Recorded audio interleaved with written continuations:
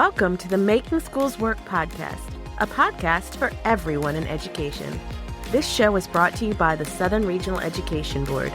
At SREB, we believe that every school has the potential to be great. Whatever you do in the school, whatever your job may be, let's talk about things that make schools work. Welcome back to the Making Schools Work podcast. This is Ashley, and I'm back to remind you that last week we were in the middle of a great episode with Principal Kafele. He was talking to Daniel and Aaron about moving beyond building management into seeing every school day as a game day for our teachers and students. He talked about the three-pronged approach to evaluations, having that before, during, and after, just like watching the game tape. If you missed part one, I highly recommend going back and giving it a listen to set the stage for today's conversation, because this is a continuation of that conversation. In this episode, we are going to get a little bit more tactical. Kafele is going to walk us through the nuances of the observation process, from the psychology of where you sit in the room to the specific people skills required to turn a high-stakes evaluation into a growth-centered conversation. So if you recall from last week, I ended with a question from Aaron, and I didn't give you the answer. So I'm going to start back up with that same question, and then we'll move on from there. Now it's time to jump back in with Principal Kafele. Bye. That principal that wants to coach, but then is maybe afraid to do the evaluation part where you do mark in the system. These are the struggles and these are the improvement places for a teacher. Can you talk a little bit about that tension that exists? Absolutely. See, when I used the word culture before, I was talking about the school.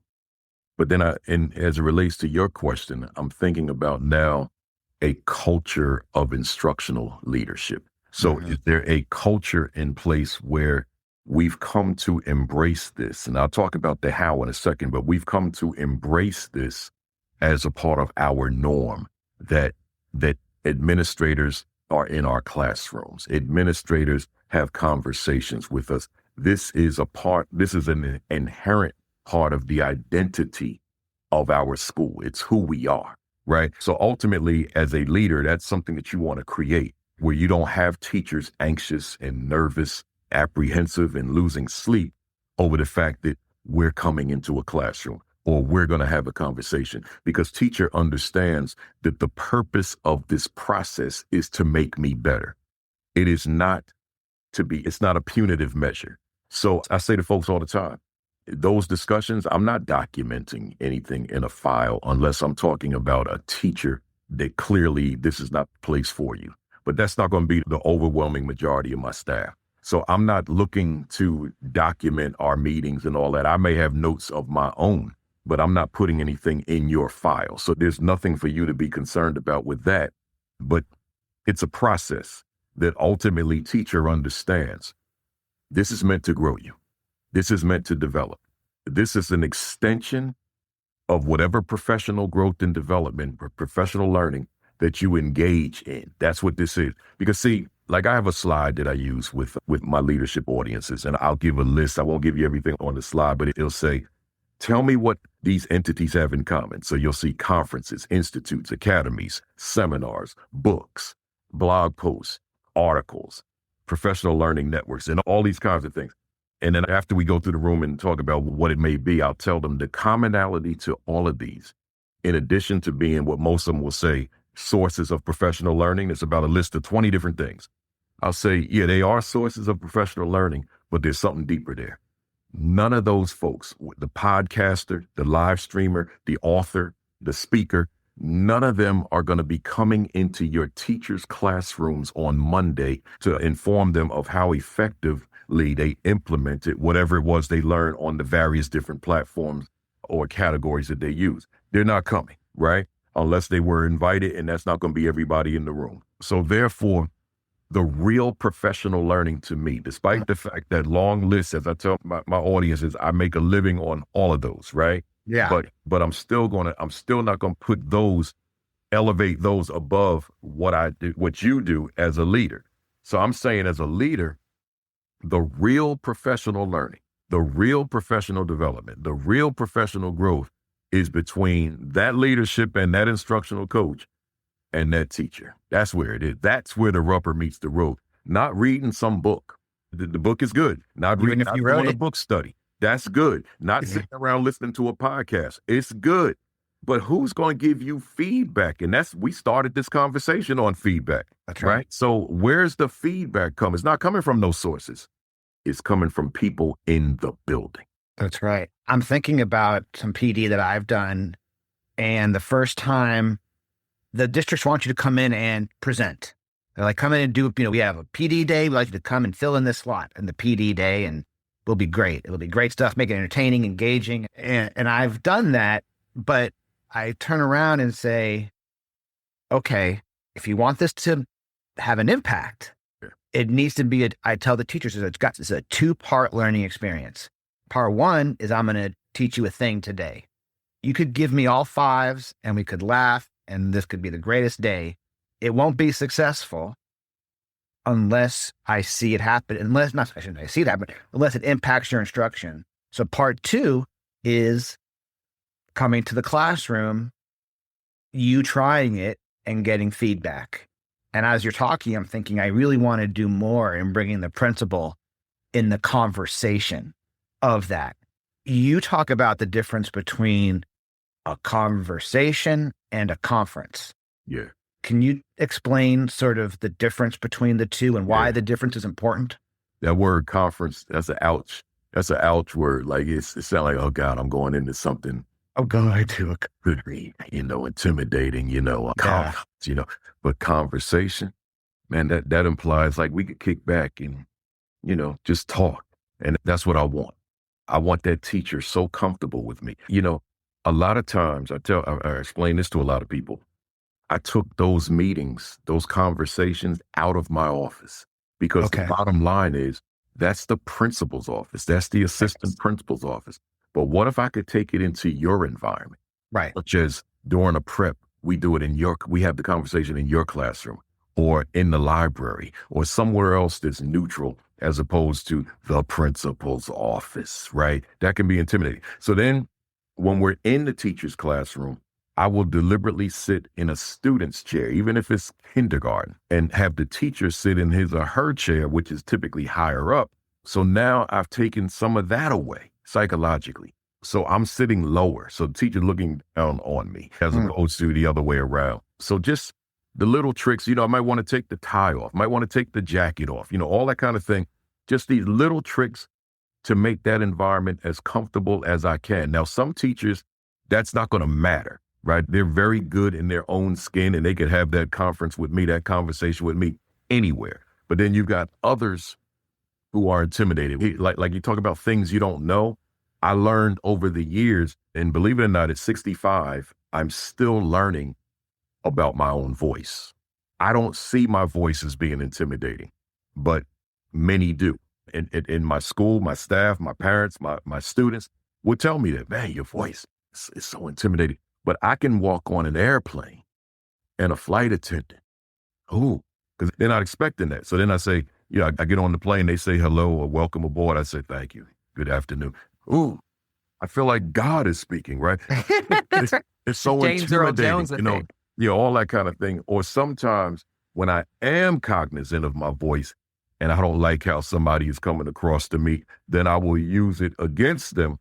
And because in that regard, I become aware of it. But in most cases, with 90% of the time, I'm not aware of it. But I get just a lot of, in some cases, compliments, but in other cases, just feedback about the voice quality. If I call customer service right now of anywhere, just live right now, the person, 95% of the time, they're going to say, your voice. I don't care who. If I call United Air, if I call some airline right now, the person on the other end, your voice. And that that has so many connotations to it. It can mean a million different things, but they're going to make a comment about my voice. That's just my life. I feel like you could have a career in Audible. I mean, you should be. I've wanted to, but you know why I don't? Because every time I research it, they don't make much money unless they're famous. I even went to a boot camp in New York City. Okay. Yeah, whole 2 days. And, but Unless you're famous and you've got a voice that the world recognizes, they don't make any. They don't make a lot of money. Okay. And the only place my voice is recognizable is in the education space, and that's not big enough. No. It's be Making Careers Work podcast. We can have a whole nother episode. Help Principal Kafele get your new job Next week. on our next episode. So talk to us a little bit about that debrief. And so it's interesting. I'm going to change from, I use debrief, but I think even debrief is what you do after a military operation. Yeah. Right? We come back, let's debrief. No, we're just having a conversation. That's it. There's some thinking about personal bias, right? You talked about going into the classroom and I just want to look at these things. And I know I find myself having a similar conversation with teachers over and over again. And I wonder if it's just because this is a common problem, or maybe Dan Rock's got a personal bias from that he tends to see because of what he's read, what he's experienced. How do you help bulls think about that? Yeah. During you talking about during the post now? During the post, post or during the observation. Yeah, I saw it now. I had an opportunity to just sit back and watch you do what you do. And I want to have a conversation about it, but I initially want to ask you, what were your impressions of whatever it was we were focused on? Not the whole class. If we can talk about the whole class later on if the teacher wants to, but what I went in there for, what were your thoughts? And I'll hear from the teacher. And I'll find out in making the conversation work, I will look for areas of agreement first, right? I don't want to, we're on opposite sides as soon as we start talking. No, I agree with you. And then that'll be my opening to talk about things that I feel that we can still get better. And now we'll have that particular conversation.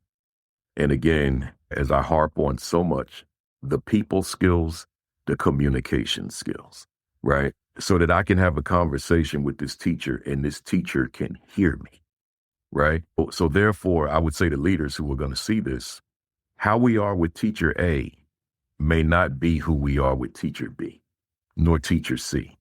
Who I am with audience A is not who I am with audience B. They're two different audiences. I spoke in California on, I think, Wednesday, and then again over the weekend. But one audience was San Bernardino, California. The other audience was Los Angeles, California, with folks coming in from various different urban cities. That was a different me from San Bernardino because it was two different audiences, which meant culturally I was in two different spaces, right? So I had to make sure that I spoke to the culture that existed in both rooms. So it's the same thing in that conversation with the teacher. You can't be the same you with these multiple different personalities and experiential backgrounds and demeanors and dispositions that walk into the space. You've got to adapt to who you're talking to so that you increase the probability that you're being heard, right? So even if there's disagreement, it can be disagreement while being disagreeable, right? Because sometimes, we talk about disagreement. We don't have to be disagreeable when we disagree with things. Right. But all of that, once again, goes to our skill set as communicators, interacting and engaging with people. You talked about starting off with common ground or things that you agree with. And so I guess I'm just interested, sort of run me through the cadence of a post-observation interview, like sort of how you see like the key phases from that beginning to end so that you feel, to bring it full circle, that this meeting has added value, right? Yeah. How do you organize that post so it really brings value to the teacher? It brings value to the teacher, but also puts the teacher at ease with me and in such a conversation. Because before I even answer, let me just add this to it. Because teacher may know that this dynamic of instructional leadership may not be occurring in the school of his or her friend across town. So why am I going through this and in your school, and my other friend in the other school across town, you're in a different school, you're not going through this. You're not seeing leadership this often. They're not in your classrooms this often. So therefore, it's important that in my role, teacher is coming into an understanding as to why we're doing this, because it's not a gotcha, it's a grow ya. So in getting to that point, I promise you, I'm going to find something good. Even if I got to search hard for it, I'm going to find it. And that's going to be my starting point. So for example, when I began as an administrator, I got my first cell phone in 1998, which was the year that I became an AP. Okay. So we were using those strictly for talking on the phone. So when this thing called texting became a thing, and when emailing could now be done on the phone, and the phone became known as a smartphone, now I could make a shift in this process that we're talking about now. So now the end of a class, let's say I leave a class at 9:00 a.m. Chances are, depending on who that teacher is, chances are that teacher is going to be thinking about my visit for the rest of the day. Yes. Right? And until we have a conversation, guess what? That's going to shortchange kids all day long, because the teacher is preoccupied by what I'm going to say.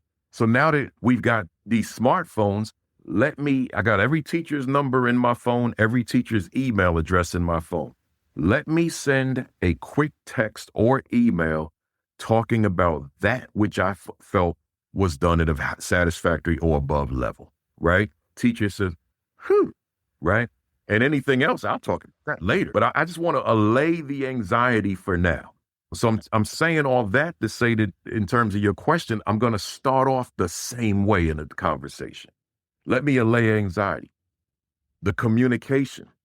I know when I talked about my voice, there's another piece, my face. It took me years to learn how to smile.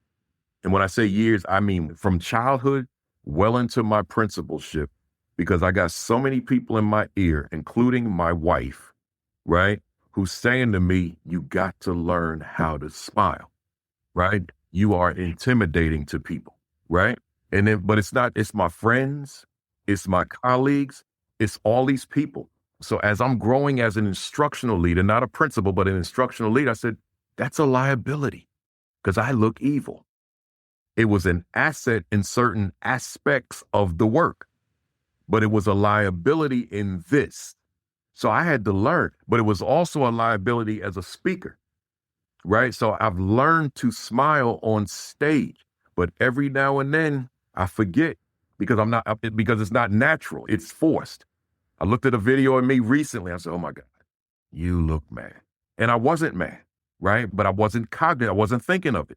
So I'm saying all that to say, one has to be mindful of your facial expression because that's the first impression. So you're in the room, you may have loved the lesson, right?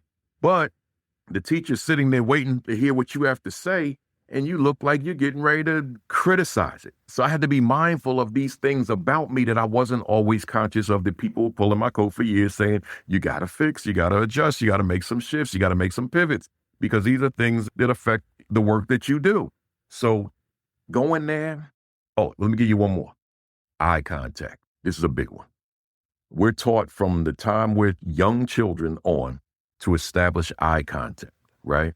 So now that stays with us forever. Look somebody in the eye. And then you become an instructional leader. And you've got this teacher who's first year, 22 years old, fresh out of undergrad school. Last year, this time, they were at the sorority party. Now they're sitting in your office as a teacher, right? So now they're intimidated.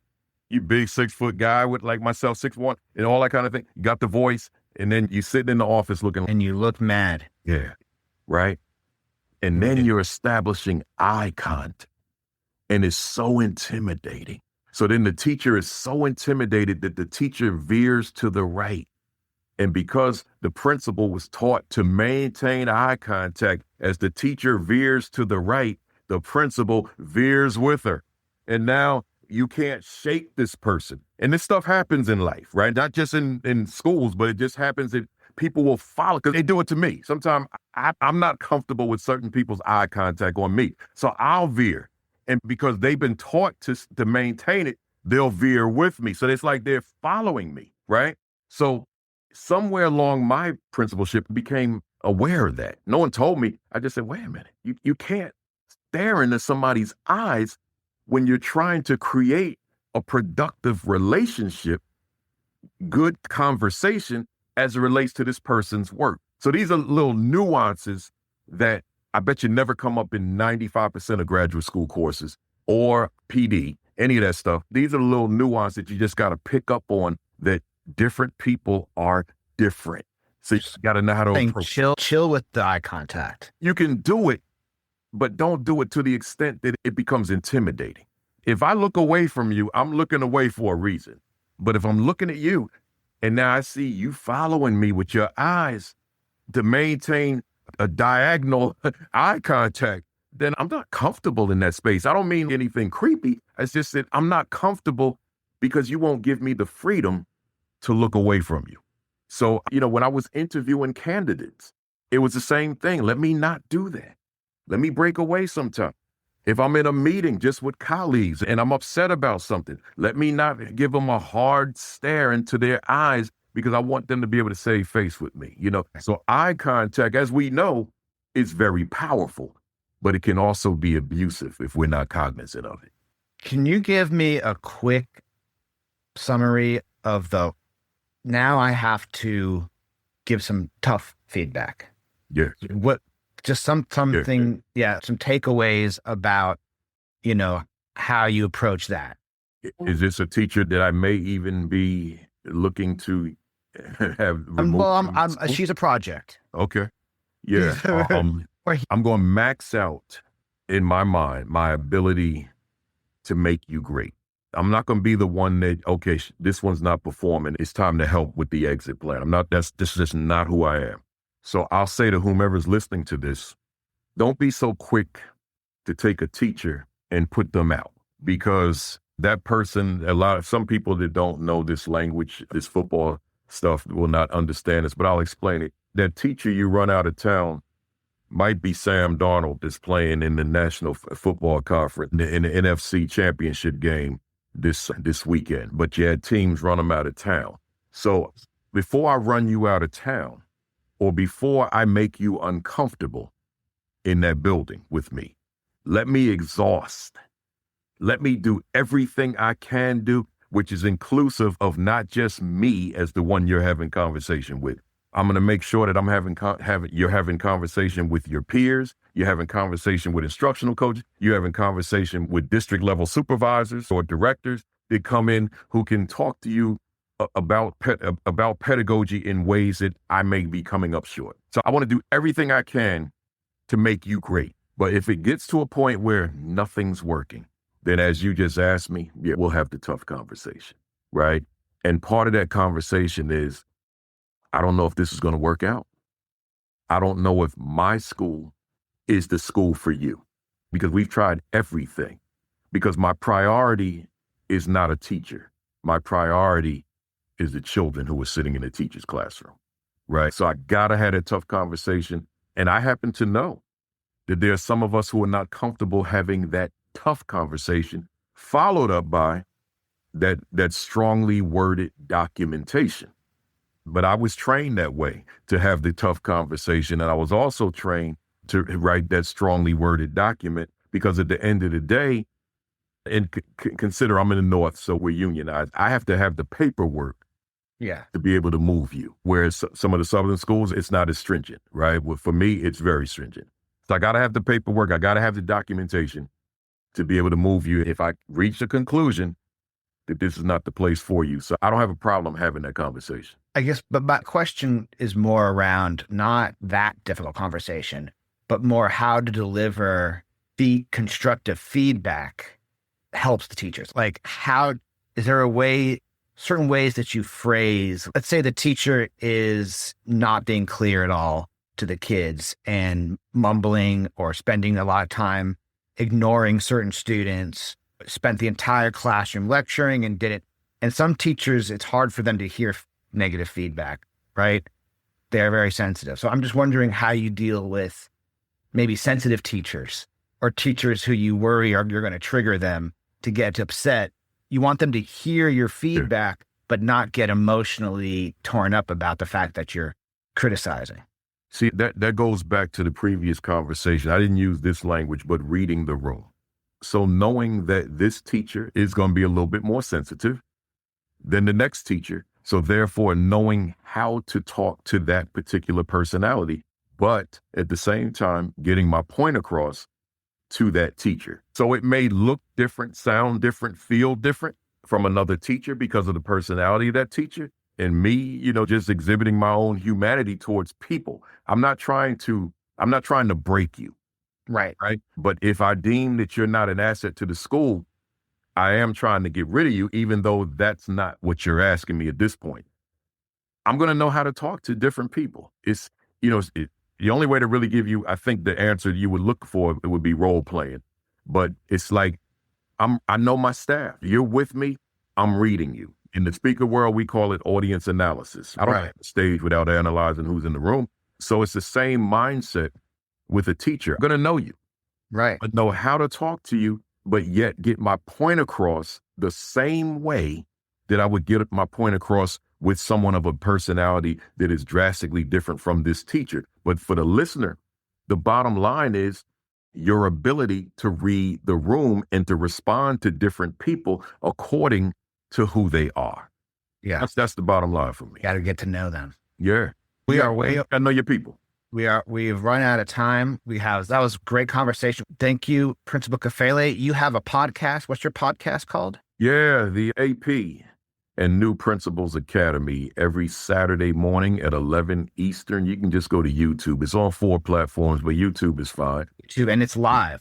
We're live. And this Saturday will be week number 300, and that's consecutive. We have not missed a Saturday in 300 weeks. That's insane. Yeah. That's insane and amazing. And it takes me 2 hours just to prepare, and I have on average 2 to 3 guests. So I got to do my homework on them. Yeah. And then put together an agenda. And we go for 2 hours, by the way, sometime more, but never less. But we got a lot to discuss every Saturday morning, sitting right here unless I'm on the road. If I'm on the road, we do it on the road. And that's how we've been able to do it consecutively. Because no matter where I am, vacation, on an island somewhere, at a conference somewhere, we do this at 11 o'clock. That's fantastic. And then you have a website? principalkafele.com, and I'm sure Awesome. there's spelling on the screen. Awesome. And all my information is there. All my social media is there. All my social media is Principal Kafele, though. Yeah. I remember listening to you during the pandemic. And so thank you so much for coming. Yeah, I appreciate the opportunity. Thank you, Aaron Anderson-Williams, for being here. Thank you, Ashley Shaw, for producing. Yeah. And look forward to seeing you at the conference, as always. Yeah, I had a hiccup last year, but I'll be there. You'll be there this year. All right. Good. I'll be there. We'll see you there. See you then. Thanks a lot. Take care, everybody. Thank you, guys. All right. Thank you for listening to this episode brought to you by the Southern Regional Education Board. SREB is a nonprofit dedicated to improving education from pre-K all the way to PhD and into the workforce. Visit sreb.org for resources on instructional practices, teacher data, career pathways, and more. And don't forget to like, subscribe, and follow us on social media. You can find us on Facebook at SREB-School Improvement and on Twitter/X and Instagram, both at SREB Education. See you next week.